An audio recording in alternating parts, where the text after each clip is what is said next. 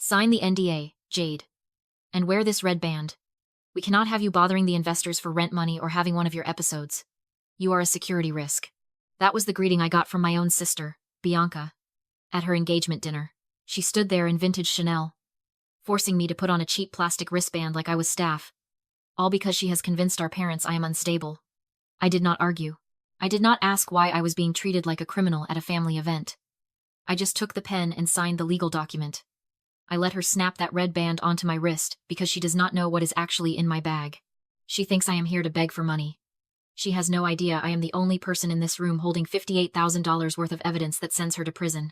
Before I tell you what happened when I opened that folder in front of her fiancé's corporate lawyers, tell me in the comments where you are watching from right now. I want to see how far the truth can travel. I found my seat at table 19, tucked into the back corner near the swinging kitchen doors. It was the table for distant cousins and people the bride was embarrassed to know.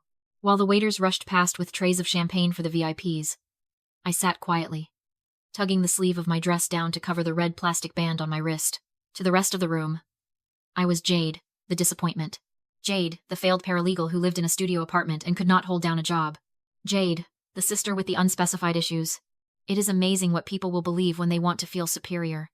The truth is, I haven't been a paralegal for 7 years.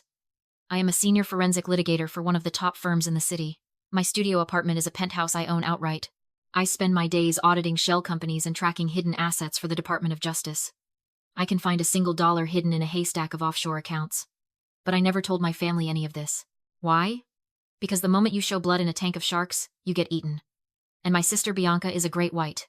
For the last 4 years, I have played the role of the silent safety net.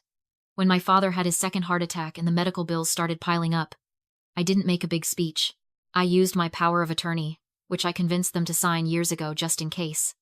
And I started paying the bills directly. The mortgage, the insurance premiums, the property tax, $3,200 a month, leaving my account and keeping a roof over their heads.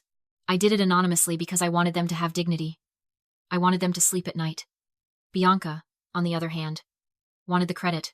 She moved back home to help, which really meant living rent-free while pretending to be a high-flying PR guru. She intercepted the mail. She managed the day-to-day. And for a long time, I let her. I thought she was just lazy. I didn't realize she was a criminal. The discovery happened 4 months ago. I was reviewing my father's retirement fund statements, the only account I didn't directly control. The balance was dropping fast. $58,000 had vanished in 6 months. I pulled the canceled checks. They were made out to cash, signed with a shaky hand that looked like my father's, but the pressure points were wrong. The pen strokes were too aggressive. I ran a handwriting analysis in my office lab. It was a forgery. A bad one. I felt sick. My father worked 40 years for that money. He broke his back on construction sites so we could go to school. And Bianca was draining it to fund a lifestyle she could not afford. But the worst part wasn't the theft. It was the cover-up. When I first noticed the missing money, I didn't go to the police. I went to my mother. I sat her down and gently asked if they had made any large purchases.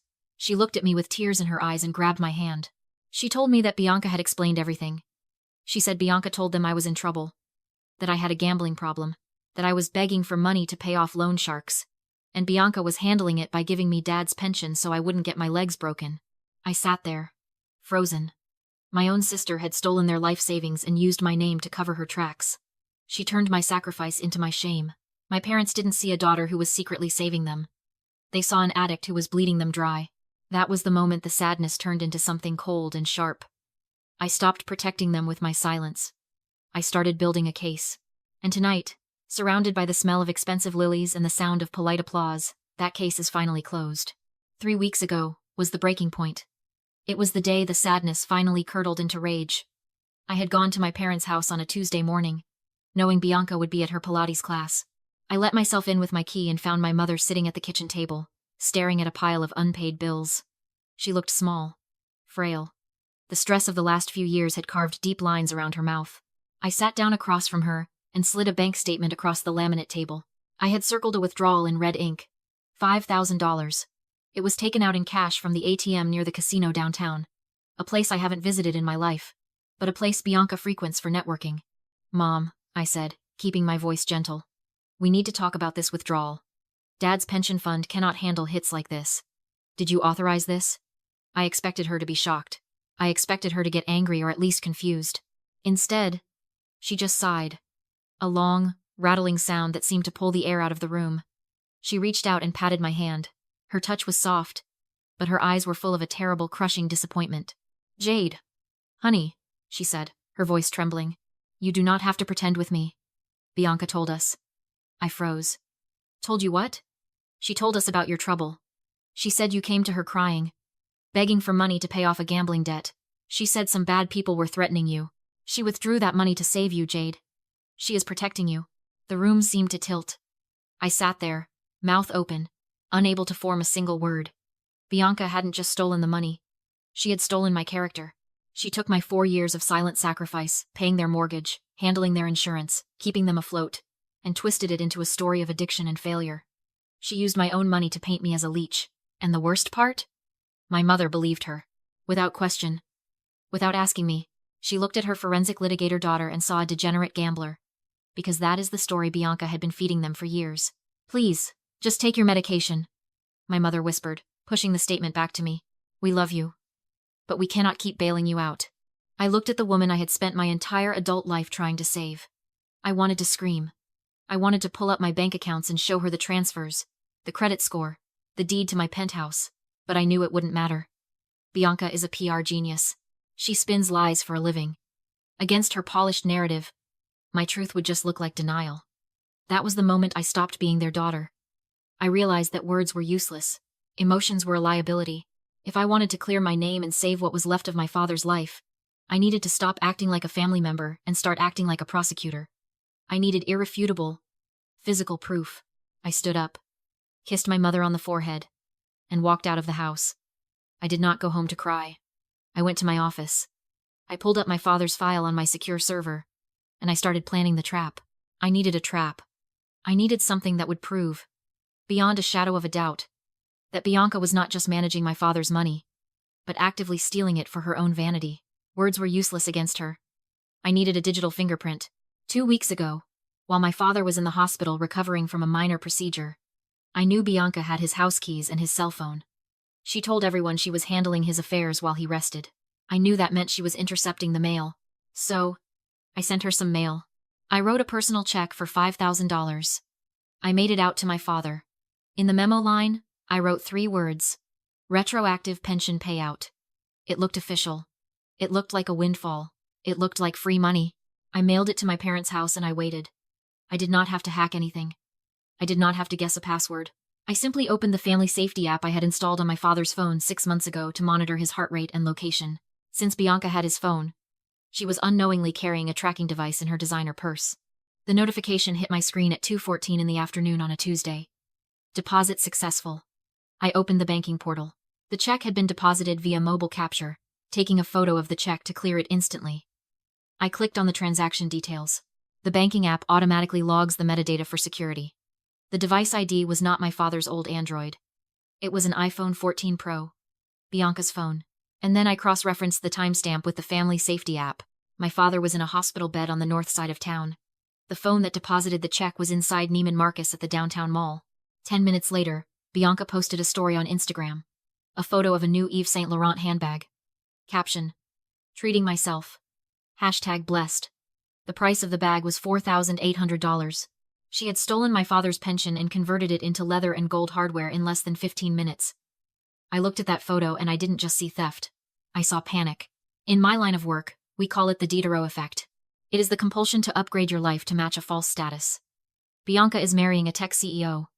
She is terrified of looking poor. She buys the bag, but then she needs the shoes to match the bag, and the dress to match the shoes. It is a spiral. She wasn't stealing because she is evil, though she is certainly cruel. She was stealing because she is drowning. She is insolvent.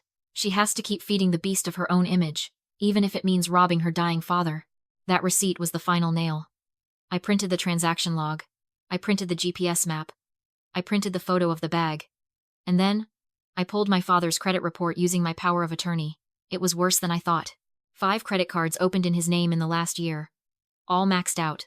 Total debt: $120,000. The billing address for all of them was Bianca's condo. I put the papers into a red folder. It wasn't just evidence anymore.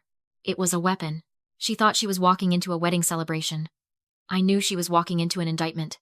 I closed the file, put on my coat, and headed to the St. Regis. Back in the crystal room, the air conditioning was humming a low, expensive note. The waiters had cleared the salad plates, and the mood had shifted from celebration to business. This was not a wedding rehearsal. It was a corporate merger disguised as a romance. Julian sat at the head of the table. He looked less like a groom and more like a CEO closing a deal. Flanking him were two men in charcoal suits who had not touched their food. They were his corporate counsel, the gatekeepers of his upcoming initial public offering. They were the reason I knew my plan would work. One of the lawyers opened a leather briefcase and slid a stack of documents onto the mahogany table. It was the prenuptial agreement, but sitting right on top of it was a single, crisp sheet of paper that Bianca had clearly ignored in her rush to secure the ring. The solvency affidavit. For those who do not work in forensic finance, a solvency affidavit is a federal requirement when a company principal gets married right before an IPO. It is a sworn statement, under penalty of perjury, declaring that the spouse has disclosed all debts and liabilities. It guarantees that the spouse is not insolvent. It protects the shareholders. If Bianca signed that paper while hiding $120,000 in debt and $58,000 in stolen funds, she would be committing federal securities fraud. She would be poisoning Julian's stock offering before the opening bell even rang. I watched her reach for the platinum pen. She was glowing, radiant in her ignorance. She treated the document like a fan autographing a napkin. She had no idea she was holding a loaded gun to her own head. Julian leaned in, his voice serious. "Bianca," he said. "Just to be clear, this states you have 0 undisclosed liabilities. Once you sign this, the auditors will run the final check tomorrow morning. If they find anything, it is not just a breakup. It is a felony." Bianca laughed. It was a light, tinkling sound that probably took her years to perfect. "Oh, Julian, you worry too much," she said, brushing his hand with hers. "I have nothing to hide. You know me. I am an open book." She caught me staring from the kids' table, my hand tight on the red folder. Her smile flickered. Leaning toward Julian, she murmured for the lawyers to hear that I was unstable, off my medication. Jealous security would remove me soon. Then she lifted her pen, radiating confidence. "I wouldn't do that if I were you, Bianca." My calm froze the room. She called for security, but the lawyers paused. I crossed the room and slid the folder to lead counsel. "Before you tie your IPO to my sister, review that dossier. It documents embezzlement and federal identity theft." Bianca scoffed until the lawyer opened it. Silence fell. I pointed out the first exhibit. A $5,000 check labeled pension, deposited from a Neiman Marcus, while Bianca posted her new handbag. She stole it from our father while he was recovering from heart surgery. She denied it. My father couldn't. The lawyer turned pages, and page 10 credit cards opened in Dad's name. 5 of them. $120,000 in debt. All billed to Bianca's condo. Counsel shook his head at Julian. "Don't sign." Sweat streaked Bianca's hairline. My mother stared in horror. I hesitated, then remembered years of bills, lies, and theft. Mercy to her meant sentencing my parents to ruin. Julian took the pen from her hand. "Is this true?" she cracked. Claimed she meant to repay it. "We're done," he said flatly. "Material breach of trust. Pack it up." Her perfect life collapsed in seconds. She screamed at me as mascara ran. I cut off the red wristband marking me as security risk and dropped it beside the unsigned affidavit. "You're right," I said calmly. "I am a security risk to liars." My phone chimed. "Fraud alert." Confirmed. I told her I'd filed an elder abuse report minutes earlier. The bank froze every linked account. Her cards died mid-screen. "Start walking," I said, and left. Outside, rain-cool air tasted like freedom. I called my father. The money was safe. He was coming to stay with me. 3 months later, I was sworn in as a federal judge. My parents were there. Bianca wasn't. Family isn't blood. It's truth. If you enjoyed watching Justice Served Cold, subscribe.